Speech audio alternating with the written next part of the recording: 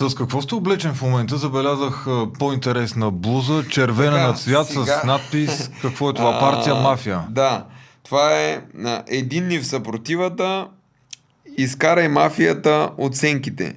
Значи това са трима човека. България срещу Да, партия Мафия. Прокопиев, Борисов и Пеевски. Хората, които много години това, което правят, овладяха съдебната система, медиите и направиха България такава каквато е.